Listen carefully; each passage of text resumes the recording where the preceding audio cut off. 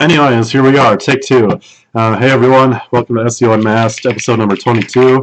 It's January 18th, 2018. I'm glad to have you with us as always. I'm Garrett Groff. I'm Untitled. Steve Brownlee.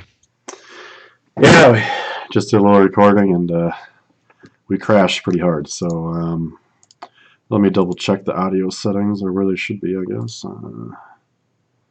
Yep, that looks good. Alright, should be good to go. First item, as always, the 24 hours of SEO. We are pretty much ready to go, 80% filled or so. If you haven't been watching, it's going to be a 24-hour live stream where I'm starting at 9 a.m. Central Time, and I'm going to be online for 24 hours. We're going to have a new guest every hour. We're going to do all sorts of cool topics that they're an expert in, and it's going to be about each hour, 40 minutes or so of discussion and 20 minutes of Q&A. So if you have any questions, I guess before I say that, don't forget to go to the 24 hours of SEO and register. We're kind of doing this as we go, so the schedule will be out soon, and the best way to get the schedule with all the speakers will be to register, so you get the email. You can see who's all on there, the topics we're covering, and for those of you, Steve, you said if they submit the Q&A early, those will be the first questions, so in case we run out of time, your question will be answered. So registered people will get priority questions, so Garrett will do those questions first, then live questions. Yep, so registered. And if you register, you're going to get an email with where you can download the recorded videos, correct? Yep, all the videos will be available to download, and there'll be some special stuff from some of the speakers as well that they send out, some additional tips, slides, and other fun stuff. Cool. Nice. So, lots of free bonuses. So even if you can't watch the live event, you'll at least get the videos for free. Yeah, I definitely recommend signing up to get the decent link to the download for the videos. Yep, so if you're busy during the day and you're a speaker that you absolutely want to listen to and you're just too busy, this is a good way to register, get on the list, you get all the updates, and then later you can go back and rewatch it at your convenience. So yeah, we have the donation page open already. Vin and Steve and myself have done our donations, and a friend of ours has as well. I'll post the link in the chat. It'll be in the video description. Anything you can do to help out St. Jude's obviously helps. I think we're recommending, if you're a freelancer, $100, or if you're an agency and can swing out $500. That's what we're kind of aiming at. In addition, we are selling merchandise and apparel stuff at Teespring. I think I picked up a sweatshirt. Steve, did you get a shirt? Yeah, I guess. And Vin ordered a whole bunch of stuff. All the profits go to St. Jude's as well. So yeah, I have the coffee mug here already. It's in the dishwasher already. Yeah, we're big coffee drinkers here, and we definitely will be on the 24 hours. I mean, because obviously, although Garrett's the face of the event, Vin and I are going to be there awake and dealing with the chat room, making sure the guests are settled in and ready to go, sorting out the questions for Garrett. So we're his phone monkeys for 24 hours as well. So it's going to be a pretty heavy coffee period, I think. I think I'm going to prep some SEO trivia and some other little games that we can play just in case if there's some downtime. yeah, And we can just kill some time that way. But it'll be fun. Yeah, I think so. I mean, I think most of the speakers will easily be able to fill the hour, so they can adjust to the amount of questions and stuff. And I mean, I think we're generally going to have 100 people on most of the time at least. So yeah. And some of the speakers are obviously going to attract slightly bigger audiences, and some times of day are going to be more popular. So I think some of the hours could be pretty wild for the chat. The 4 a.m. slot might just have British people on. So we'll have to see how it goes with the time slots. But Just a quick rundown so far. We have locked in Adam Steele from Loganix, Mike Blumenthal from Get 5 Stars. I'll be doing an hour-long segment on link auditing and suggestions on if you're learning outreach or you think you're a seasoned vet but you're stuck on a certain client. I'll give you ideas on what I would do for link bait and how to angle that to get some good links. David Markovic from Online Geniuses will be here. Sam Romain talking about online reputation management. Joe Baczynski, beware of the snake oil salesman in SEO. Joe Sinkwitz from IntelliFluence. Chase Rainier from ChaseRainier.com. Paul Shapiro from Search Wilderness. Dan Taylor from Salt Agency. Jared Hobbs, who's been on the show. He's going to be talking about some on-page topics. Zach Hayes, he's been a guest. He'll be talking about how to leverage Reddit for SEO. Craig Rode is going to be talking about beacons and using them in the physical world to enhance your digital presence. Andy Halliday is going to be talking about server log analysis and how he implements that in his SEO game. That's something that I never look at, so I'm interested to hear him talk about it. Vin's going to be talking about getting the most from outsourced writers, page-level keyword competition research, and article outlines, something I bet a lot of people struggle with to do properly. I guarantee you, it's like the opposite of what I do opposed to outsourcing writing. I send Vin a spreadsheet with a title and one sentence to say what I want. We have an understanding, and I can decipher Steve talk by now. But for most writers or most clients, they have difficulty in describing what they have in their head on paper. So, going to help them out a little bit with that. For sure. Lost my breath here. It's damn cold. I held my snowmobile over the farm yesterday, and I'm like, we got 2 inches of snow on the lake, so I did a quick lap around the lake without a jacket or anything on. Anyways, Trevor Trewecka, he's been on the show a couple times from Smashing Pixels, not Pickles. He's going to be talking about event marketing and SEO. He puts on Tweetstock up in Canada, so that should be interesting to hear about his experiences there. Mark Preston, performing SEO with a logical thinking mindset. Something I think a lot of newbies and beginners probably get a little over-absorbed and stuff. So looking forward to that one. He's the author of the business side of SEO, which is people are giving that pretty rave reviews. I'm seeing a lot. I've just grabbed my copy last week. Haven't had a chance to. It's still 2 books down on my reading list, so I'll probably get to that next week, hopefully before the show. But looking forward to hearing him speak. Yeah. And the last that we have right now is Steve, obviously, doing an outreach Q&A. He'll probably be going into letters and the whole process, I guess. Is that what you're talking about? Well, I'm collecting questions that people have asked me that I'm going to be answering, but I'm going to be sprinkling in some tips that I don't normally share, like we did on the Don't Tweet This last week. So if you want to get some pretty big fire, watch last week's show, because Vin told me off for sharing too much. I'll probably do the same. On the outreach Q&A. Depending on the questions, of course. I mean, I'm going to be answering some straightforward stuff for small business owners. How do I get started? Through to some of the more difficult stuff. I'll try and pick a fun bunch. If you got any extra questions you want to send over, at SD Brownlee on Twitter. Yeah, we might have Nick Eubanks also. That's right. He had said that he wanted to cover topic modeling, so that's a lot of that AI, machine learning, content analysis. But he just acquired 2 pretty big agencies last week, so I don't know if he's going to have time or not. We shall see. For sure. What was the last news thing here? Case study site, the Candle site, did pick up a couple more keywords, but it's still pretty stuck. No big improvement. Yeah. We're going to move that over to WooCommerce, right? Yep, WordPress, WooCommerce.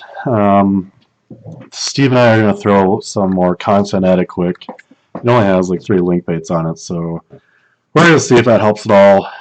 Whether it does, maybe. Otherwise, like Vin was saying before the show, I think Shopify has a lot to do with it too. But it's just a weird situation. Yeah. There should be enough links to it, and the content that we're linking to should at least be ranking for something more than 4 keywords that are on page 5. So, It's pretty mad because we've got a one of our newer experiment sites that we're just kind of trying to build up for ourselves as a side project. It's got half the links. It's in a more competitive space, and it's got several things on page one now already. and the only real difference is it has a bunch of content on it. It has more content, yeah. So I think we'll try that and see if it, if we make them sort of the same, there's the same amount of content, there's the same, and it's still not moving, then I guess we have to move it off Shopify and start again with WooCommerce. And because there really is no reason. I've never seen it happen before like this, where it's just not even picking up at all. It's kind of unusual. Yeah, I would almost guarantee that it's Shopify, but we'll figure it out once it switches over to WordPress. Yeah, if we copy the same content over to WordPress, it gets re-indexed and everything jumps 50 places. It's going to be pretty obvious if we didn't change anything else that we don't understand Shopify or something. I don't know. Yeah. I'm still going to do my message board traffic leak case study. I've just been fighting with one of my site partners to get his ass in gear, but we've got all over target message boards scraped and everything. We just got to get going with it. So, right on. I'll have a write up about that. Yeah, I think that'll go really well. Yeah, it'll be fun. I think that'll go really well. Did I mention I'm starting a review site about my opinions on things? I thought it was just going to be an obnoxious rant site. That's how I thought. I'm gonna try. I'm gonna review stuff, but I'm gonna obviously give my opinion whether it's right or wrong. But you should do it like this is why I'm broke, but just opinionated content with the products. This is why I'd be fine with that.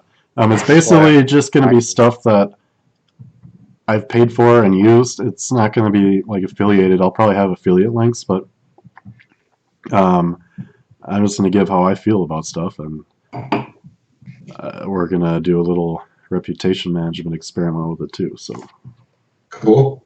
So don't make Garrett angry if you're a product. Like Shopify, you should give Garrett all it. I'm joking. It's going to be pretty interesting. Cool.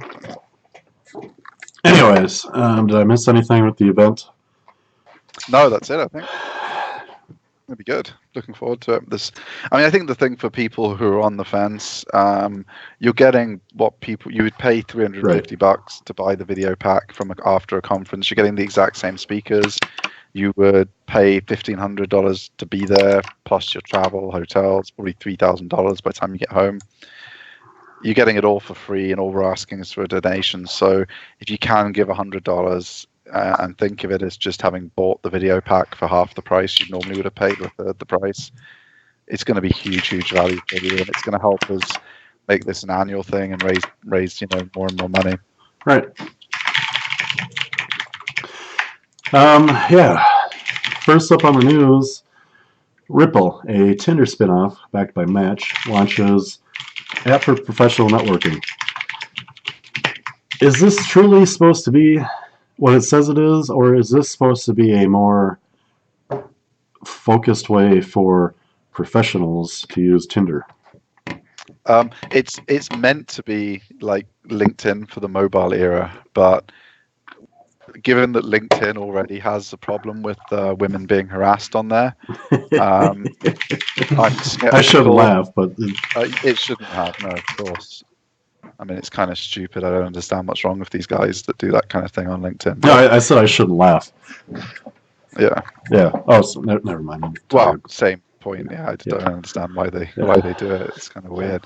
But yeah, given that LinkedIn already has a problem with that, I'm skeptical that a fast-paced, high-action mobile version, which people are going to use when they're drunk, is going to necessarily. But I'm going to give it a go just because it's new, and I think if you build a following and connections on a new platform like this, while you're an early mover, you can often end up with way more connections and way more influence on the platform than if you leave it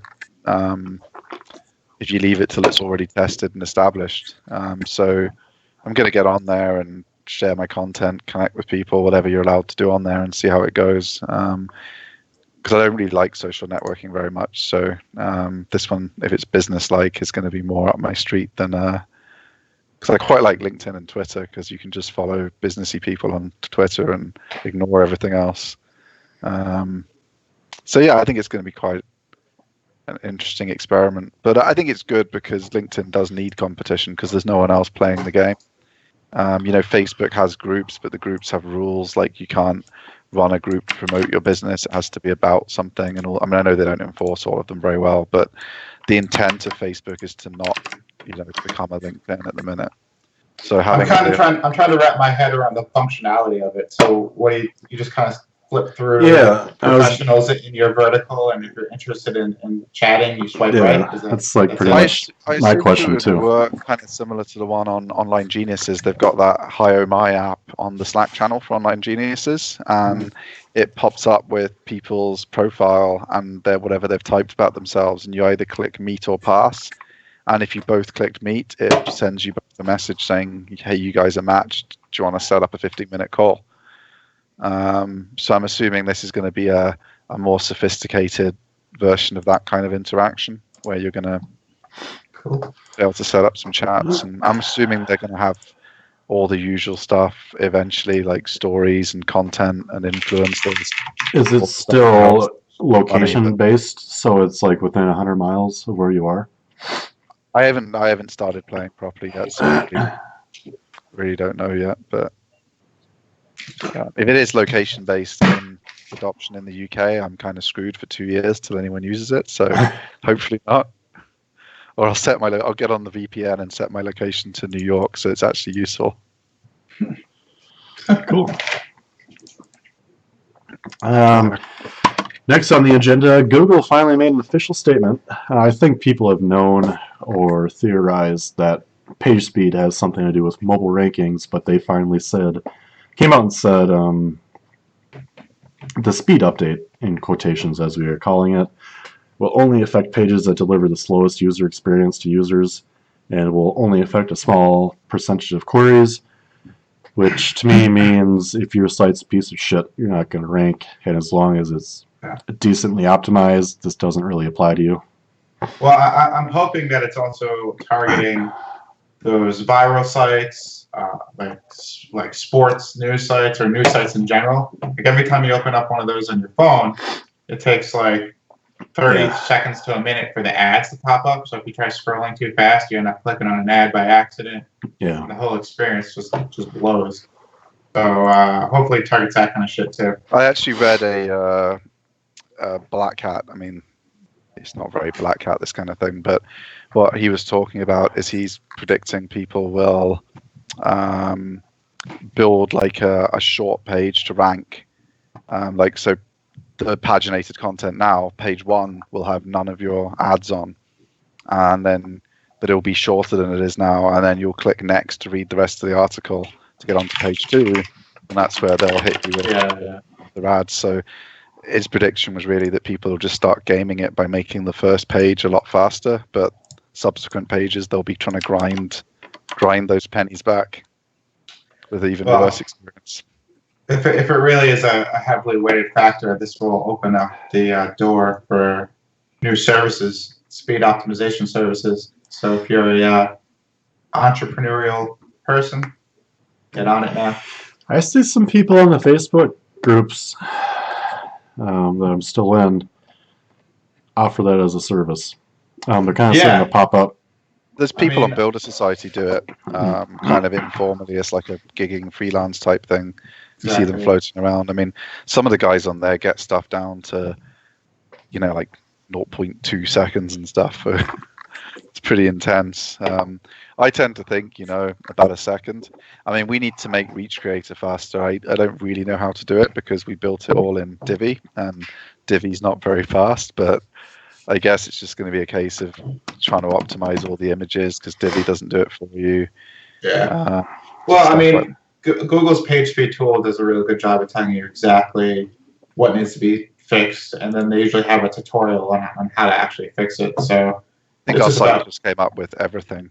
which is what you'd expect from an extremely heavy WordPress theme that does page building for you. So yeah, you just got to find a WordPress wizard that can go into the back end and just tear out everything that's slowing down the site.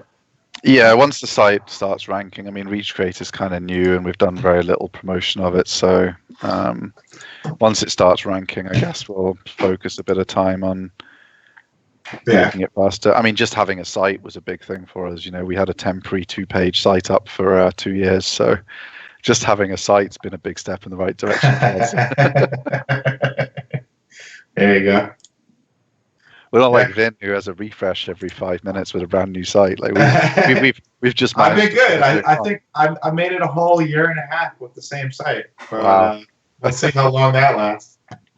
Oh dear. Yeah, not very long. I'm going to go with August. You start thinking about it because your main projects will have finished by then. You're about right with that. I'm going to start thinking about it in August, and it's going to launch next January. Yeah. That's it. Gotta keep up with the times, man. You do. Cool. The next thing that's on the news this week, I found this guy's blog, codeseo.io, and an article about, he titled it Hacking the Console Log to Spy on Googlebot, and basically what he's doing is, Googlebot uses Chrome, if you didn't know, to render the pages when it's crawling your site. And he was kind of interested in, is Chrome rendering stuff to Googlebot in a way that we might not expect? Or, what exactly gets rendered and how does it get rendered and that kind of stuff. It's pretty cool. I've never really thought about that ever. Have you guys, how, like, the difference between... Well, I wish that he, did, a summary of, potential... Yeah, this was a bit too intense for me. This was like that. I don't know what half this shit means, but that one from that Oliver. What's his name? Oliver Mason, is it? OHMGCon guy. His kind of analysis. I mean, it was super interesting that Googlebot rendered the page that way, but for sort of a non-technical SEO guy like myself that would always hire someone to do that part of a project, it was a little bit too heavy for me to really get my head The one on. thing that I got out of it was he gave, towards the end, he gave the screen sizes of Googlebot renders for mobile and desktop. So to me, that says that there's some black hat opportunities if you're able to do stuff outside of what Google sees as far as the screen size. But some different CSS. Yeah. But other than that, this is above my pay grade as far as what's going on here. Yeah, I mean, I think we'll see that with some of the technical SEO speakers on the 24 hours. The stuff that they have to focus on now, it's technical SEO back when we were all starting out in SEO really was just a lot of messing around with HTML and everything. You knew how everything was indexed. It was all straightforward. There was no fancy stuff on the page. There was no JavaScript might change a font or something because there was really nothing going on. Everything was just if you got the right tags, if you tidied things up. Now there's so much stuff from schema and markup to Google not even rendering pages the same way that your browser does, and all kinds of complicated stuff that they have to become an expert in. And I think there's probably 3 or 4 areas of domain expertise just within technical SEO now. So it's definitely an area where I think you're better off hiring someone if you have a need for that kind of thing, because they'll get done in 5 or 6 hours. You'd have to read for 30 hours just to get yourself started on some of these topics. It's pretty insane. Yeah. So hire someone smart, focus on what you're good at and what you're focusing on. I mean, so what's the point of us reading for 30 hours when we can just get the outreach and links built and some other person that we've hired can get it taken care of? Because I know Tiffany that we had on the show, that's what she focuses on. So I'd imagine she's going to be 500 times better at it than I'm going to get after 30 hours of reading. That's a decision I made a while ago. There was a time when we were all coming up on Wikifire and everybody kind of dove into learning how to code, learning how to do some graphic design, doing everything himself. I kind of just focus on the content and outsource the rest. And while my skill set isn't as broad as those guys, I feel like I've probably gone a little further than they have in the same time period. Yeah. So if you got the money and you can outsource in a smart way, that's the way to go. Hmm. Yeah, I mean, we're not even doing all of our own coding anymore now. We're the last kind of, other than Ahrefs, the last SaaS tool that, and SERPWoo, of course, just because I refuse to cancel that no matter how many times Garrett tells me to cancel it, because I like it. But other than those two SaaSes, which are just like purely data things that you'd never want to try and replicate, the last one that we still use is BuzzStream for the email sending, and we're having built a complete like BuzzStream replacement for our workflow that we can self-host. And we were looking at it, and it's like it's going to be 100 hours of coding. There's just no way that for the hourly rate a programmer will charge, it can ever be worth my time to spend 100 hours doing it. So even for things that I enjoy, you have to be sensible and accept that 100 hours of your time is better spent somewhere else in the business. So even if you enjoy it, that's not necessarily a reason to do it in your own business. You gotta let go of some stuff you enjoy as well. Yeah. Cool. Barry over at the round table was covering a lot of sites have been reporting ongoing issues for the last few months, and AdSense earnings being down. My voice today. Google's kind of admitted, the problem is our Google AdSense crawler cannot crawl your site, therefore we don't know which ad to serve. Thus, you're not getting an ad, and you're not going to be showing ads, so you're not making any money. Well, you would think that the publisher would notice blank AdSense blocks on their site first, right? You would probably think, but then some days, really question some people. Yeah. Tell me about it. I guess people aren't actually looking at their own site; they're just checking their stats every day and seeing. I haven't used AdSense since about 2001 when they banned me. So I know I can make a new account, but the word on the street is that media.net is the ad network to be with, and payouts are large percentage points higher than what you would get with AdSense. Mm-hmm. But I think they want to see at least 50 or 60,000 unique visitors a month before they'll think about it. That's pretty achievable though. I mean, unless you're a very niche site. I mean, like the soy candles, even if it ranked number one for everything's not going to be getting 60,000 a month. So it's like, but if you're blogging, if you put out 2 or 3, if you rank number one for candle, you're getting 100,000 hits a month. Well, yeah. Probably Google's not going to think a site that only sells one type of candle is going to be what people are looking for when they type candle in. So, I have a lot of informational content on one of my sites, so that'll be good once my traffic numbers get up there. But for my other site, if I'm getting 100,000 clicks, I'm monetizing that with affiliate, not an ad network. Yeah, I mean, I think that's ad networks are definitely your kind of bottom fill. For pages, you can't monetize any other way. Affiliate networks the middle, and then at the top is your own products.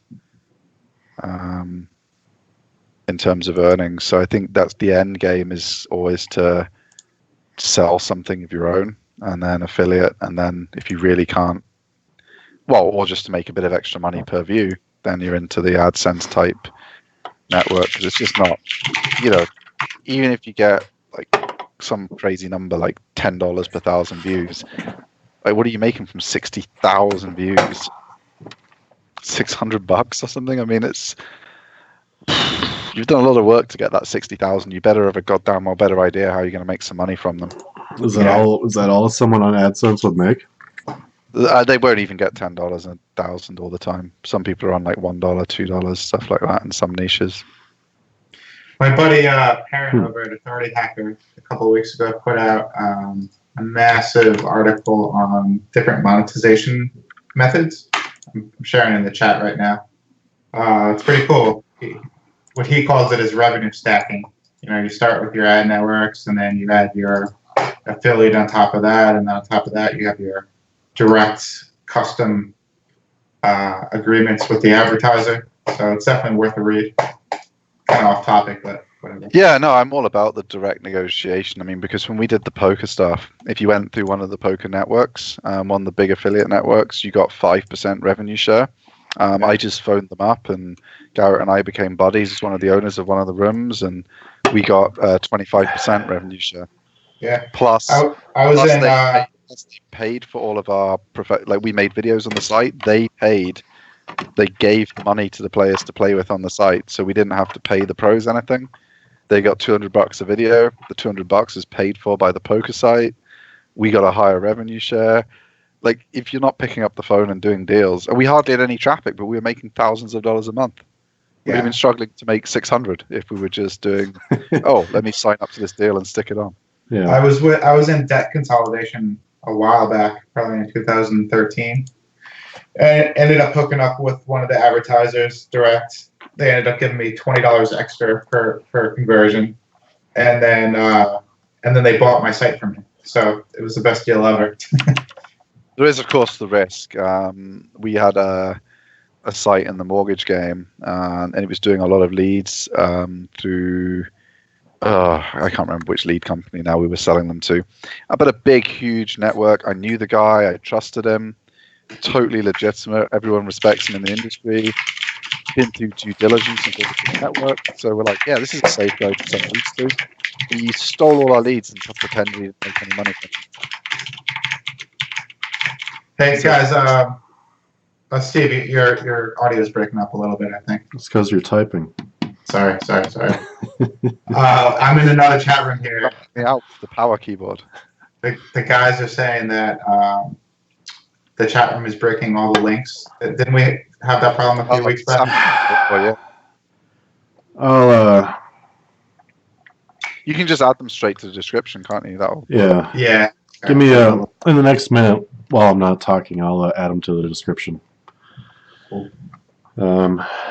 Sorry guys, I didn't mean to type up. No big deal. Where are we next? Steve, you want to talk about SEMrush? Let me just get the article up. Yeah, so it's just a data refresh. I mean, we haven't had an SEMrush account for a little while, and obviously Ahrefs have come into the keyword game. Moz has tried to improve their keyword tool. SEMrush has just had a huge update, and the main thing they're arguing is that it's that most of the other data you get is wrong, and that theirs is an attempt to improve the data. It looks like it depends on clickstream, the same as most of the others. So it'd be interesting to know, how they specifically, making it more accurate. But it's had some pretty cool reviews. What data are they saying is wrong?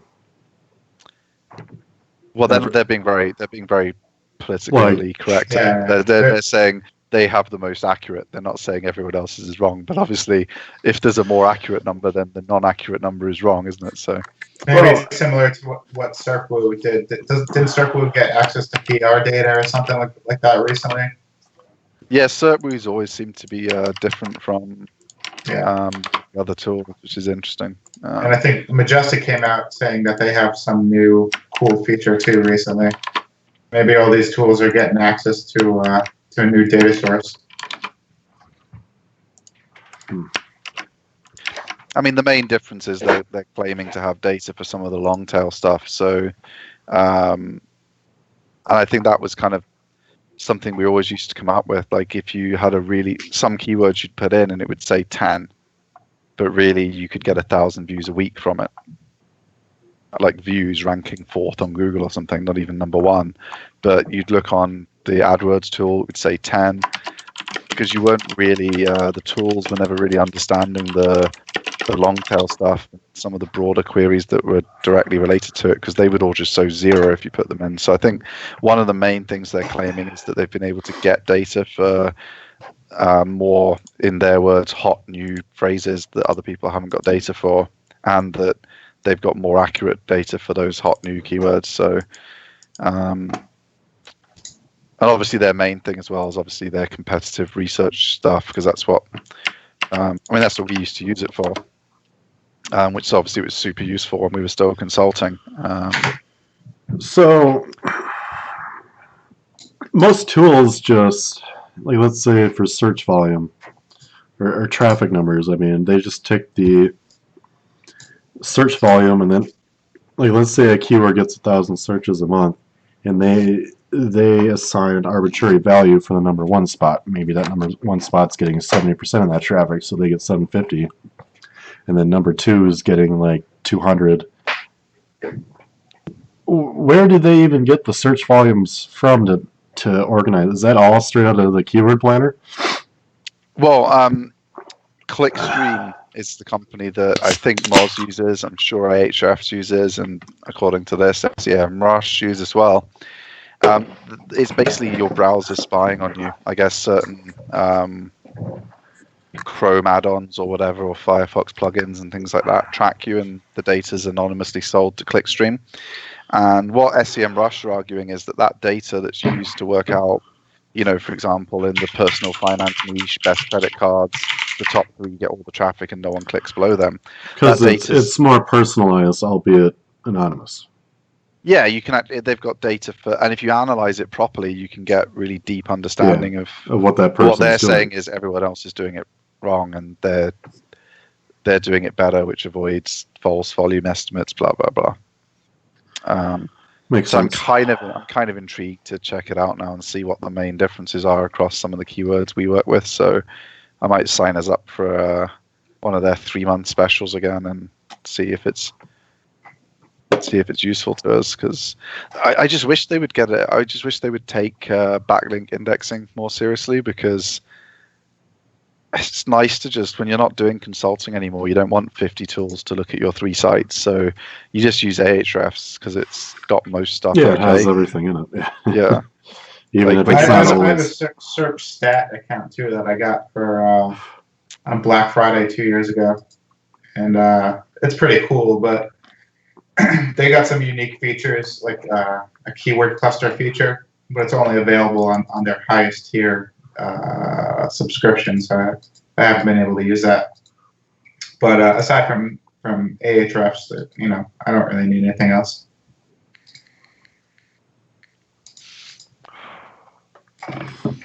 Yeah, I don't know. It was just kind of interesting because it was getting such a lot of positive feedback, which with so many competitors releasing stuff recently, is obviously they've got some good data. People seem to be liking it. Yeah. I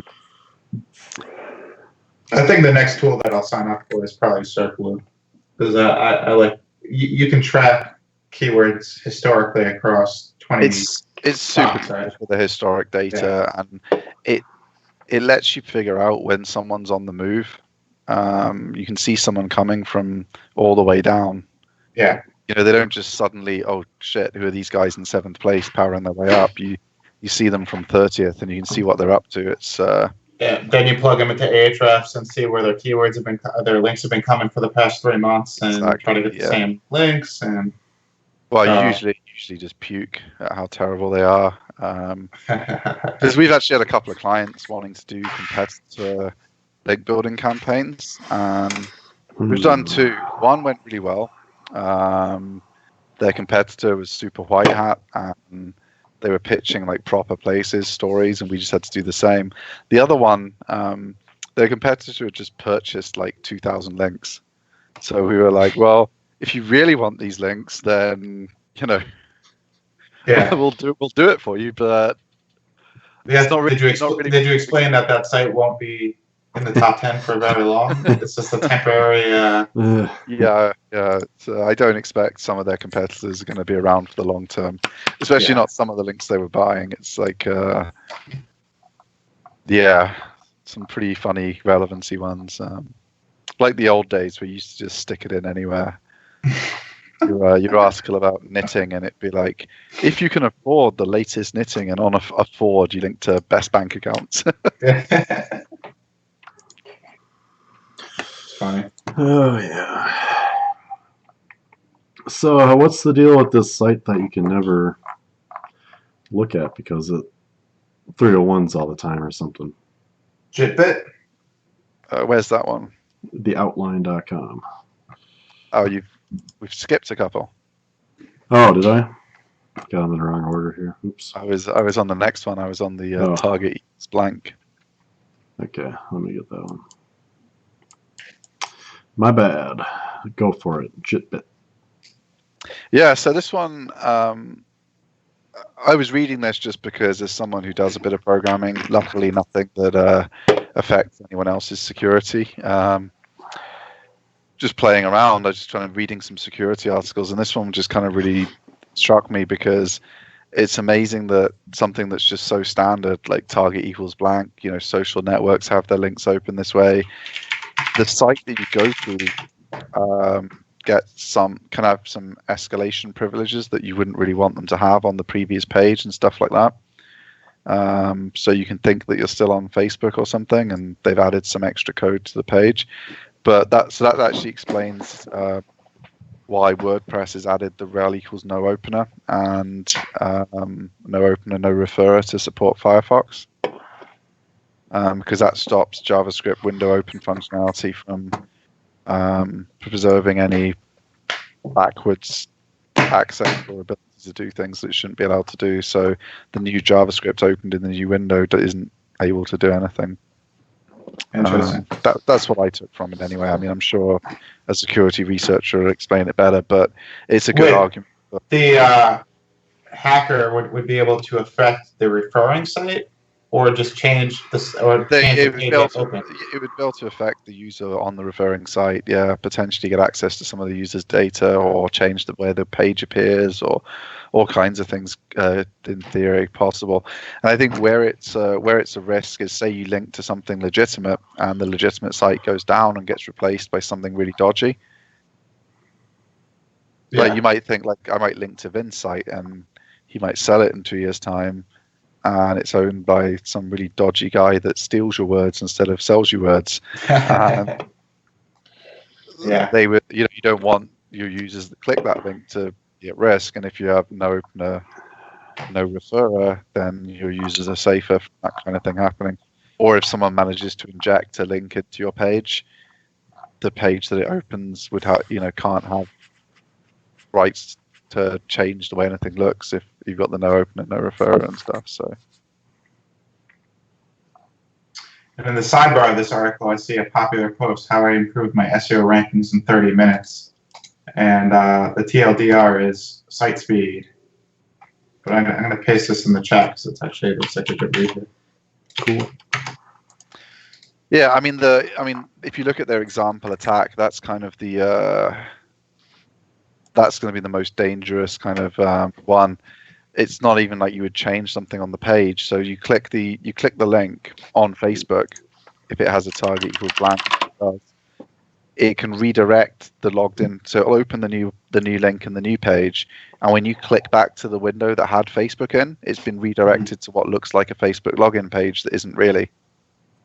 So you click back to your tab that had Facebook in, and you think you've just been logged out or something, and you quickly log back in without looking. You've just given your password away. That's scary. So, interesting. And we all do it. Like if I get quickly logged out on a site, like Ahrefs logs me out, I just, click log back in, and it pre-fills the password and don't even think. But yeah, so we all do it. So it's actually quite a dangerous attack. I'm getting accustomed to looking for that secure tag in my address bar anytime hackers can just register HTTPS. Yeah, that's true. And all the cloud hosts give you free HTTPS now as well. So you just write your silly little Heroku app, and it's on HTTPS. I wouldn't be too excited that it's secure. It's not like the old days where people had to buy like really expensive encryption stuff. It's like between $3 and $10 a year. Yeah. Good down. I know WPX is free, and they install it for you. So there you go. What do we got next, buddy? No Hat Digital, Iterative SEO, Oh, yeah. something that's kind of interesting. Yeah, I Vin's posted wheelhouse. this one out. No Hat Digital was a pretty big blog, maybe 2 years ago. And then Hayden, the owner, went on to found Wired Investors, which is he kind of just buys up existing affiliate sites and then makes them better and more profitable. But he looks like he's picking up No Hat Digital again. And this is one of his first posts back, just about iterative content, which just means continuing to update content and keeping it fresh and up to date as time goes on. So I think a lot of us are used to finding a target keyword, creating an article around that keyword, posting it, and then never looking at that page again, unless you're building links to it. And I think most of us at this point know that there is some kind of freshness ranking factor on a page level. So if you update a piece of content, if you change the post date from when it was originally posted to the current post date, adding new information or updated information, this all has an effect on rankings. And it's been something I've been doing for a while. Pretty much anytime I update an old piece of content, I can see at least like a 5 to 10% jump in traffic to that page within like 90 days. So this post is pretty good. It just goes into how you can.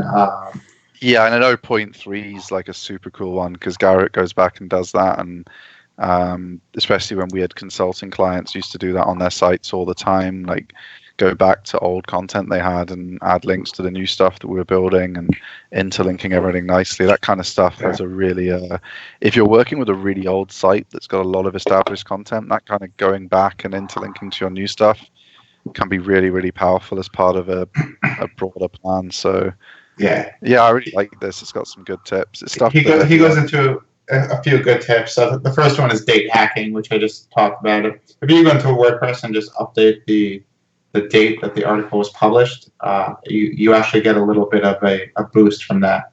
But that's gonna be a loophole that's closed pretty quickly, I think. I would guess. Well, I think if you do it in conjunction with all of his other tips, like if you change the date and you add some content, you add some links, and you add an FAQ, and you did some more link building to it, it's clear to Google that page has been updated. But if you, like you say, just change the date, it's like everything, and it's like Garrett always says, if you just, your site's a piece of shit and you do piece of shit stuff, it stops working. But if you actually have changed the page and it's better, and you change the date to reflect that, then you're going to be fine. So yeah. I actually commented on this post and added a few other ideas too.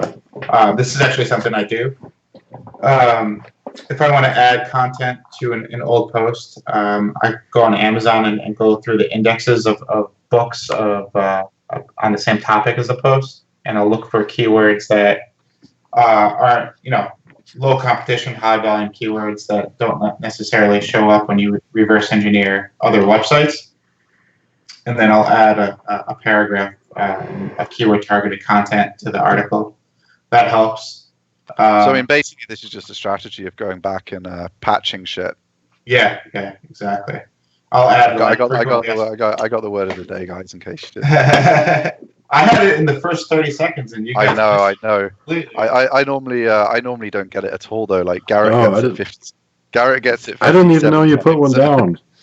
When I asked you guys told me to put the word of the day, and I put it straight on the document. I asked if you were patching shit with Shopify, and you guys didn't even acknowledge it. Well, I just looked now and see that it got changed. Because right when the show started, it wasn't even on there. But yeah. Oh no, I put that on before the show because I put that on before I was having technical difficulties. Patching shit is way much easier than like Tarly or Spurious or whatever the fucking baby oil drum. Well, I only get what people send in. I mean, if the people want to send us in a really difficult one, I mean, that guy that sent in, Jason, who sent in the thing about the 100-gallon drum of baby oil. I mean, that's tough to get into an SEO. 5-gallon drum of baby oil. So this is a show where the people buy the people, is what you're saying. Oh yeah, we need to after the news. We need to do our crazy new feature. It's on the it's later. Yeah, I'm getting out of sequence, so I'll hand back to Vin. Yeah, I mean, the bottom line is update old content with new updated content. One thing I added in is, which I'm going to start to do is I'm going to add. I got this idea from you, Steve. Actually, adding the JavaScript tools, hiring a coder, and adding the JavaScript tools to content. But I'm only going to do that to existing content that has a lot of promise. So if I'm sitting on ranking, yeah. if I'm sitting like spot 15 for a keyword that's like 100,000 searches a month, I'll pay a coder $200 to add like a widget or a tool or something like that on a page, relevant to the page. And Yeah, why not? yeah, I think that'll help a lot. Yeah, like quizzes and all kinds of stuff. It doesn't even have to be fancy, sassy, crazy shit. It can just be something interactive. Simple. Yeah. Just an in-content, in-text little tool that you can mess around with for 3 minutes and be done with it. Yeah, I mean, and if it's vaguely useful, people will share it, and you'll get links. I imagine the I'm from the Future Nick Eubanks' tool that we had on the show a few weeks ago. I bet that's got loads of links. Yeah. For sure. I mean, and there's other, like Vin pointed out at the time. There's loads of other tools that have that built in, but just kind of a free and easy. He isn't bothered going like super deep with a whole tool set or building a whole SEO suite or any of that kind of nonsense. He's just picked one thing, simple little tool. Yeah. Probably took their developers a couple of weeks or whatever. I'm talking even simpler than that. Like if we were doing a post on what's the best dog food by breed, you could probably create a little tool that you click your breed and then it spits out the best dog food. And you could show you could have a guy with the fire hose going into the meat factory and like hosing the crap off the floor and scraping it into the tin. And you see how many hours of spraying do you need to get a tin of dog food. There you go. Your cynicism comes out, Steve. I don't know. Even on Mad Men, they had that dog food manufacturer that was trying to cover up for their shady ways. Even in the '60s, they didn't care. My girl fucking dog food. We just got a new dog a couple of months ago. So my fiance, she buys all this organic crap. So does twice Megan. the price. And I would love to see what the actual difference is between that what you can get at the grocery store. You just shouldn't feed them dog food. It's a waste of money anyway. Just feed them whatever you're eating. They're scavengers that evolved alongside humans to eat the same as us, and it's cheaper to just chuck whatever's on your plate onto their bowl, and they'll be healthier. I spend more money on him than on myself at this point. Yeah, it's ridiculous. I mean, like that organic dog food. It's even the most expensive brands, they smell so rancid. Yes. Out of the fact the dog won't even eat it, so they add 7% of it is perfume to make it smell okay enough for the dog to eat the it. shit that we buy for our dog is, luckily for me, he only weighs 5 pounds, so he can only eat so much. But I was going to say, he's not exactly a giant beast. I'm sure he's not eating you out of house at home. The shit we buy is like, I don't know, like $10 a pound or something for dog food, and relatively expensive shit for a dog. And it smells awful. His breath smells like he's been licking ass all day. It's like, what the fuck, man? Like, if you rewind the clock 200 years ago, dogs were still alive and they didn't eat that shit. I mean, I did just want to clarify. Like, if you're cooking up some thick chunks of ribeye on the barbecue, I'm not suggesting you chuck one of those in the dog's bowl. I just mean, like, if you're having some pasta or something, the dog can just eat that shit, same as you. Like, you throw a bunch of carrots on the floor, the dog will eat. I mean, dogs will literally eat anything we can eat. Obviously, you need to do your research and make sure you don't kill your dog by underfeeding it, but you'll save a load of money and the dog will be healthier and it won't stink like it's been, like Garrett says, licking ass all day. Yeah, which is a big side benefit because that perfume wears off once it starts digesting it, and that factory floor washing butthole smell just back in your house in no time. Yeah, I don't know. Like, even tonight, I made egg sandwiches and hash browns for dinner, and Nico got part of an egg sandwich and hash browns and some grapes. I don't fucking know. Just throw it on the floor. He eats it up, and it's like, whatever. Hasn't died. All the dogs I've had in my life, I've done that shit. They don't die, and they seem healthy. Well, they'd be healthier. I mean, it's better for them. They evolved. Their whole evolution was alongside humans. They learned to eat whatever the tribe of humans they were stuck with was eating, and they definitely didn't evolve to eat strange, God knows fucking what. That has to be perfumed even for a dog to eat it. I mean, dogs It's will get organic. sick of. It's organic. It's okay. Oh, Jesus. Anyway, we're off track. To quote Yeah. Don Draper, I don't think that word means what you think it means. Yeah. We're back to the outline.com where I jumped the gun a little bit. This is a piece of art, apparently. This is. So what exactly is going on here? The URL is always being 301, so you can never link to it directly?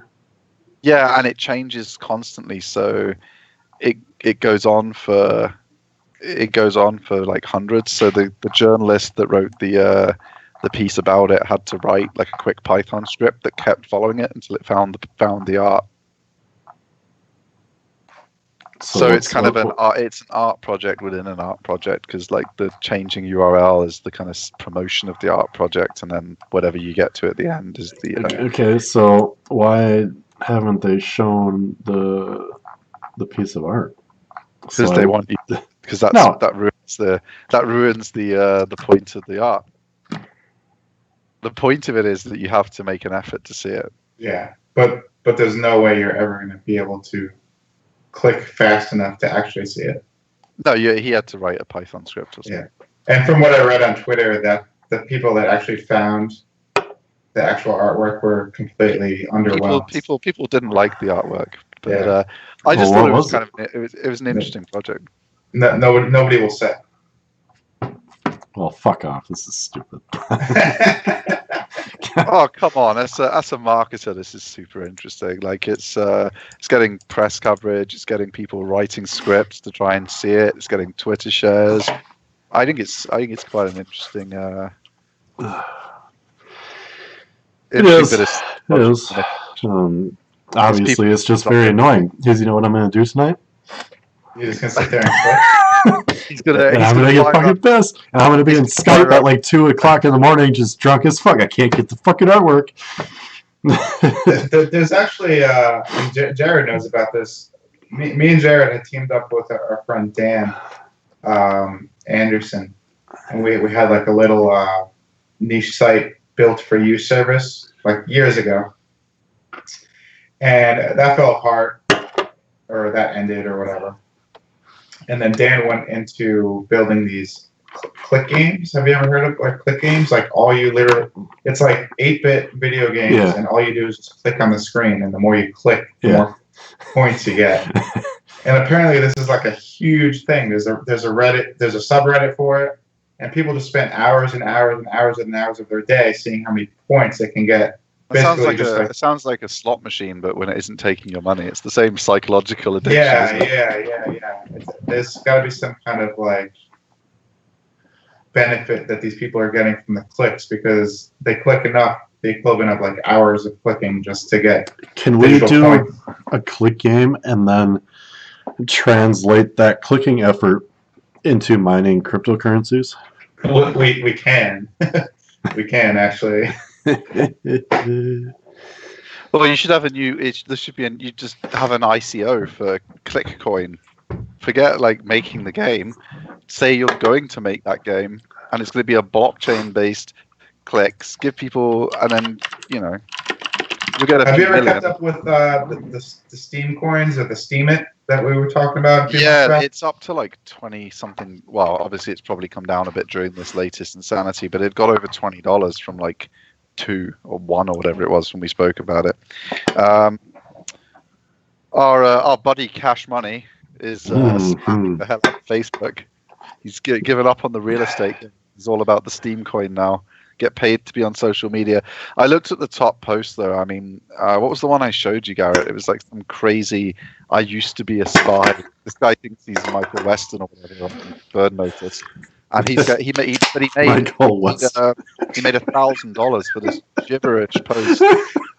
I love that you just referenced the bad USA cable television show. Like we're all supposed to know it too. I was trying to think what was the most ridiculous. What was the correct You know example? what? That show was awful, but when I was in college, that's what we did every Thursday night before we went to the bars. We'd get really drunk and watch it. Oh, And I like, know. It had or an whatever official- night it was on. Was it Monday nights or something? I don't know. It had an official drinking game, so you could get pretty pretty fucked up. Yeah. Pretty fucked up watching that if you played the official drinking game. It wasn't as good as like the old pro wrestling drinking games though. Like every time Macho Man says, "Oh yeah, do a double shot." That's Something interesting about Bitcoin. I didn't notice. I've been getting bombarded with ads about cryptocurrency courses, right? And I'm sure you guys are too, probably. I didn't notice that, when there was a big drop over the last few weeks, that a lot of those ads disappeared. And someone mentioned it on Facebook. And I guess I got to give more credit to these scam artists doing these courses because they actually know that they're probably not selling any courses when it's down so much. But I bet now that it's up another $1,500 from 10 grand, I bet those ads just start getting pumped again. Get back on the fucking bandwagon, boys. well, I got back on the bandwagon when it failed to break 10K. I mean, I haven't got much invested. So I should have listened. I thought it was going to 7,500. Yeah, well, my view on it was it's just going to behave the way real markets behave, and there's going to be a support level. And it tested 10K a few times. It broke through, and then it just ripped straight back up, and it just kept on ripping. So I feel like it's found a kind of support level at the minute where with people's mentality and despite the negativity, people are buying back in around that support. So I kind of got back on at that level, but you could lose it all. It could go up to 20 again. Who knows? But yeah. You just start patching that shit and it doesn't work out. But yeah, Steam Coin seems to be doing well. If you're a creative writer and you've been good at building social media influence in the real world, which I'm not personally. It's not my game, but it's very, very easy judging by what's at the top and making $1,000 a post. Literally $1,000 a post for this shit on the trending. Some guy writing about how he just copying, like Garrett and Vin were laughing at, copying the main theme of a ridiculous TV show and posting about it as if it was real with a few bizarre and insane and deranged comments. And he's made like over $1,000 for 20 minutes of writing, and obviously that's increasing his following and exposure because he's on the homepage and trending. So it is a place where the next PewDiePie could be born. So if you are good at that kind of stuff and you're looking for somewhere to share something, is PewDiePie the new meme for you now that Gary Vee's out? Yeah, I got bored with our Gary Vee game after you didn't make it out to the conference. So now I'm just if we're going to talk about social platforms, you got to mention PewDiePie. He's still the biggest on YouTube. Are you guys ready for hashtag SEO? Because I got a good one. Yeah, I got a couple good ones. Fire away then. Let's go. You're not supposed to prepare. You've got to. No, I just looked it up. Did it. Yeah. Did it while you were yapping about Michael Weston.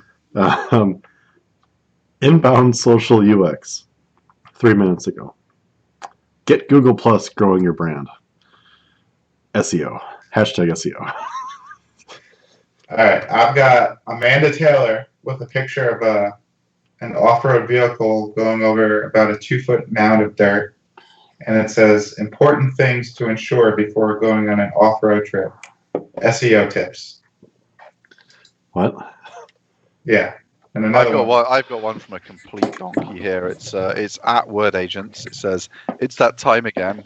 SEOUnmasked 22 goes live on YouTube." What the fuck is that shit? That's bullshit, man. Get that out of there. Well, don't forget to leverage Google Plus in 2018 because apparently it's making a comeback from nowhere that it began.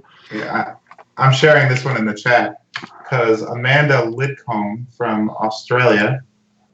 She's a local Aussie looking to break into the fitness wear industry. Hashtag SEO tips. Is she looking for help? Check out the link I just sent.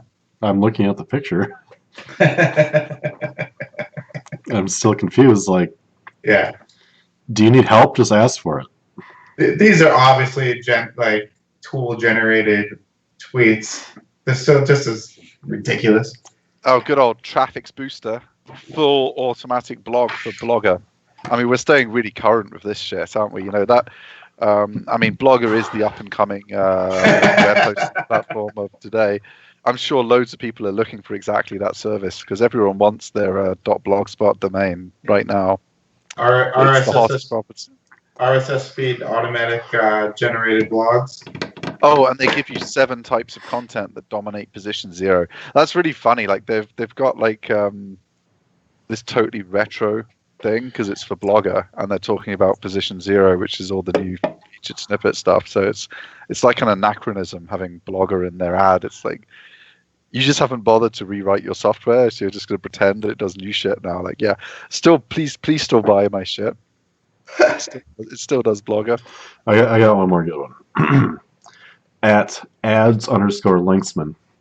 Buy quality DA50 to DA80 links with PA50 to PA80 from $20 or cheaper? Question mark. Over 8 million web pages of the USA, UK, CA, AU, EU inventory from $10. So they don't even. They're asking. I don't get it. I wonder if those actually convert for them. That's what's interesting. Oh God, yeah. People buy those niche edits and hack links like they're going out of fashion. People just love. I think that's going to be something that comes up in the charity events about with a couple of the speakers regarding logical thought processes on, like, obviously someone starting out maybe can't afford to spend $200 a link with us. So they decide, okay, I'm going to spend $10 a link. What the hell's the difference? But it's like, did you even apply any kind of logical thought process to that? Like, it's like going to buy a car. Do you buy $1,000 car and expect it to work as good as a $80,000 car or whatever? You know, I don't know. Yeah. But that should be good to talk about. I've got one final one for me anyway. Code me right. A quick link building checklist for 2018. 1. Link quality. 2. Link quantity. 3. Source relevance. 4. Source authority. 5. Hashtag traffic juice. Track link juice? Traffic juice, man. It's all about the traffic juice. So 3 and 4 should just be part of number 1 because that goes into quality, right? And then traffic juice. Though, does it? Like, it doesn't tell you how to. I like traffic juice. I haven't heard that one yet. Traffic juice. Oh man! I mean, well, basically, link sounds juice. Nasty. Yeah, I mean, we're a lot of juice from a lot of people. We're a bit backwards because at Reach Creator we still provide links that provide link juice. But the new thing that the big dogs in the industry are doing, and they can sell these bad boys for $5,000-$6,000 a link because they give you traffic juice. That's something we're going to be investing a lot of money in this year, researching traffic juice. So you heard it here first. It's all about the hashtag traffic juice. All right. I think that's kind of like the last thing, unless you guys want to cover anything. I don't have anything to review. I haven't bought anything really.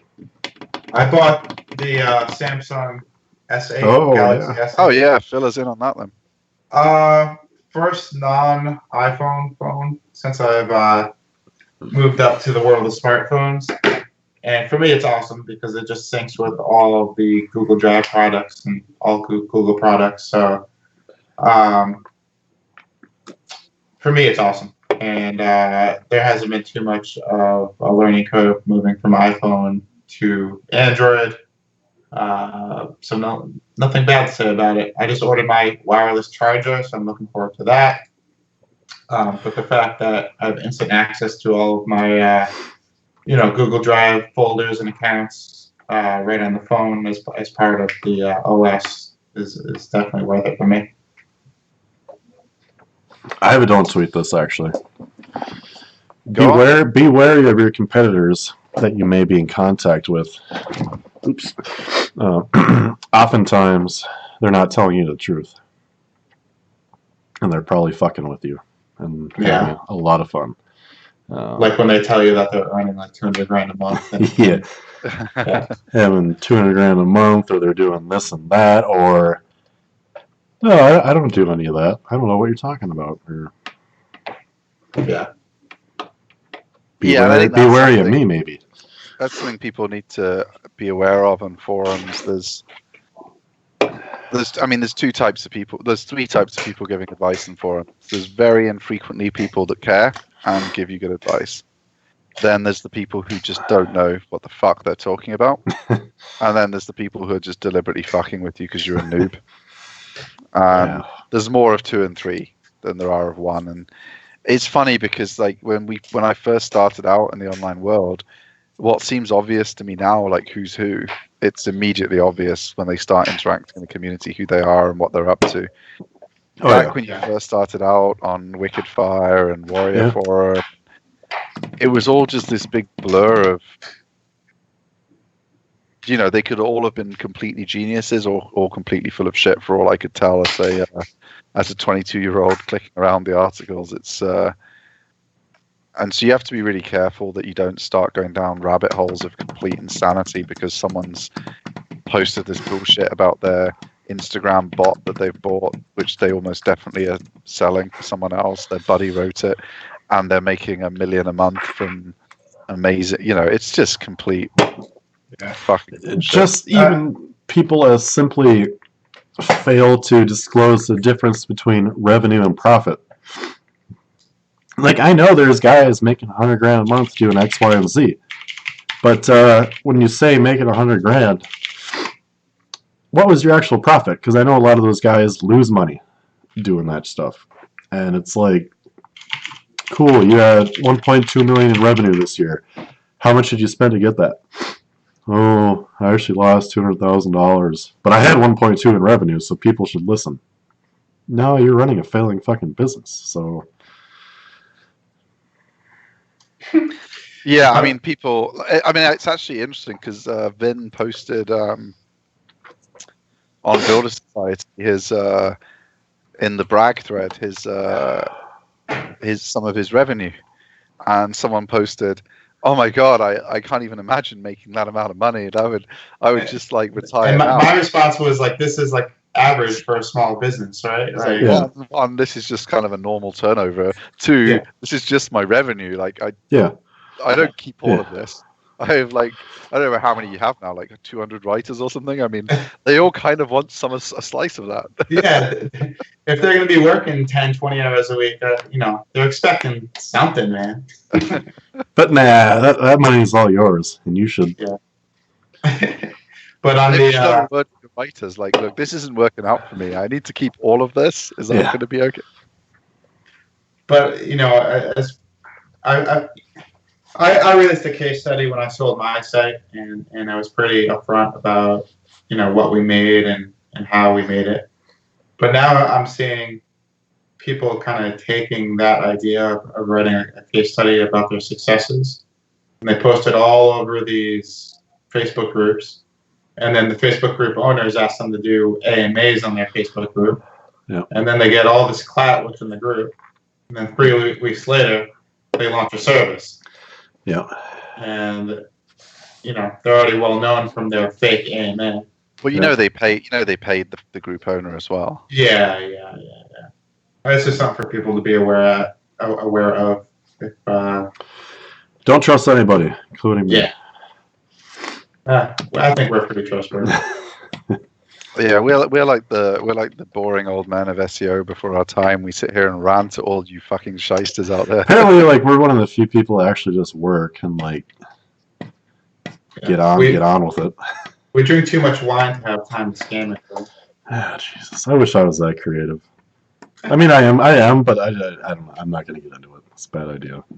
Yeah, it always seems like a really bad idea. Like, even if someone comes to you with a slightly off color, like, oh, this is a really good idea for a course we could do. Like, we might get as far as like we kind of draw out the storyboards and think about it, and then we're like, this is just a terrible idea. What are the people are never going to do it? I hate to We're just admit taking this, their but money, you know. deep down, I absolutely love it. I love the creativity that some of these people put into this shit. Like, man, you really thought this out, and you really want to fuck people over. I love it. You have, like, this is awesome. But then I'm like, God, I should do this. But then I start like thinking about it. It's like, man, it's like, well, then I gotta like admit to it that I fucked all these people over, and it's like, I don't know. No, dude, my you know, that's also why I didn't really get into the churn and burn or the black hat PBN, you know, sites, because eventually that shit's just going to fall apart, and you're going to waste all that time that you spent building up a network of PBNs or scamming people or what have you. Yeah. You might as well just put your energy and efforts into something legitimate. Well, and all you learn is to be a one-trick pony doing that. Right. Like you're always chasing your tail. What people don't understand about building a business is when you have a legitimate business, you just have to get over that initial hump one time. And it's tough, but once you get over it, it's like, yeah, you're over it. You already made all your fuck ups, and it's like, unless you're a fuck up, you're still gonna make mistakes, but like those big ones are behind you, and it's like you put in the effort. You'll make mistakes, but you won't have to worry about not being able to put food on your table. Yeah. Or, you know. Exactly. Yeah. It's you can make a big chunk of money in the short term doing just about anything, but do you want to like have to come up with a new scam? Right. Every single month or every quarter. Overcome the fact that you've ruined your name. Because we only get one name, especially nowadays, you know, social media and how easy it is to find people. I mean, all these guys that have ripped people off and swear they're amazing at reputation management, when you Google their name, the first page is still all of the shit they've done. And you can't escape it. So more even than the past, where you could run across, you know, if you burned your name in New York, you could go to LA. You can't do that anymore. No. You only get one. You literally just get one name now. And protecting your name and your reputation is what's going to mean that you can live for the next 30 years, not that you can just have a Porsche this year. Right. And everyone knows you. Oh, that's that shyster. Like it's just you're doubling your difficulty on your next scam every time because more and more people know you're a piece of shit. Like look at Russell Brunson. I mean, people still remember the stuff he got up to before. Like he's made ClickFunnels. It's a great SaaS product, but they have trouble marketing to some segments he would like to market to because of where they once were. I mean, I'm not saying, of course, he didn't do anything illegal. He didn't do anything, you know, as bad as some of the other people we're talking about. But it was, you know, on the edge of what we would consider acceptable marketing. And transitioning is 100 times harder, even if you're extremely talented and you can make an amazing product that 50,000 users a month want. You've still damaged your name. Yeah. So it might take longer for you to get established, but you might as well do things the right way. I think that's the bottom line. Yeah, none of us have started that yet, so you've got some hope here, guys. I can't imagine with a family of four now being under that much stress to constantly be wondering, okay, I'm going to do this for like 6 months probably. Like the guys that are really good at it, they know. Like I can do this for like 6 months, 9 months, a year, but then I need to know my next big thing. And like already planning that out and then planning that out and being like, well, shit, I need to make like 200 grand this year because my wife and kids are used to this, but all of a sudden this doesn't work in the marketing field. So what the fuck am I going to sell? Like it just seems so stressful and like so much work. It seems like more work to me to do.